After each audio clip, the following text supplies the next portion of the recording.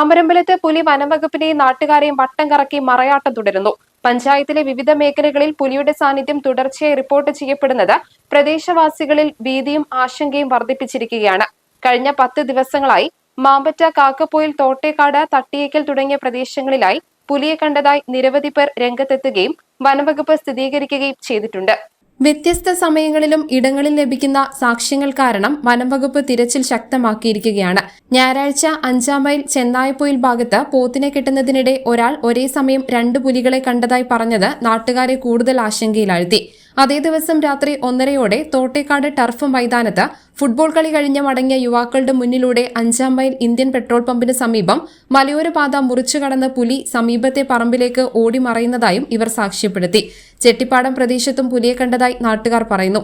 വിവരം ലഭിച്ചതിനെ തുടർന്ന് റാപ്പിഡ് റെസ്പോൺസ് ടീം ഉൾപ്പെടെ വനംവകുപ്പ് ഉദ്യോഗസ്ഥർ വിവിധ ഭാഗങ്ങളിൽ പരിശോധന നടത്തിയെങ്കിലും ഇതുവരെ പുലിയെ കണ്ടെത്താനായിട്ടില്ല. കഴിഞ്ഞ ദിവസം ആട്ടിൻകുട്ടികളെ ആക്രമിച്ചു കൊന്ന തട്ടേക്കൽ മേഖലയിൽ വനംവകുപ്പ് ആടിന്റെ ജഡം വെച്ച് കെണിയൊരുക്കിയിരുന്നു. 2 ദിവസം പിന്നിട്ടതോടെ തിങ്കളാഴ്ച വൈകിട്ട് കൂടിനുള്ളിൽ ജീവനുള്ള 2 ആടുകളെ ഇരയാക്കി വെച്ചതായും അധികൃതർ അറിയിച്ചു. എന്നിട്ടും പുലി കുടുങ്ങാത്തത് തിരച്ചിൽ സംഘങ്ങൾക്ക് വെല്ലുവിളിയായി തുടരുകയാണ്. 2 ആടുംകുട്ടിയെ പിടിച്ചതായിട്ടുള്ള വിവരം ലഭിക്കുകയും നമ്മൾ ഫോറസ്റ്റ് ഡിപ്പാർട്ട്മെന്റ് RRT അതുപോലെ തന്നെ ചക്കിക്കുയിലെ സ്റ്റാഫും അവർ വന്ന് പരിശോധിച്ചു. അതുപോലെ തന്നെ നമ്മുടെ വെറ്ററിനറി ഡോക്ടർ ശ്യാമും ഫോറസ്റ്റ് വെറ്ററിനറി ഡോക്ടറും അവർ വന്നിട്ട് ഏകദേശം ഇത് സ്ഥിരീകരിക്കുകയുണ്ടായി പുലി തന്നെയാണെന്നുള്ളത്. അപ്പോൾ അതിൻ്റെ അടിസ്ഥാനത്തിൽ നമ്മൾ കഴിഞ്ഞ 2 ദിവസം മുമ്പ് തന്നെ നമ്മൾ ജനജാഗ്രതാ സമിതി കൂടുകയും അതിൽ ഒരു തീരുമാനം എടുക്കുകയുണ്ടായി. കൂടുവെക്കാനുള്ള ഒരു തീരുമാനം ഉണ്ടാവണമെന്നുള്ളത്.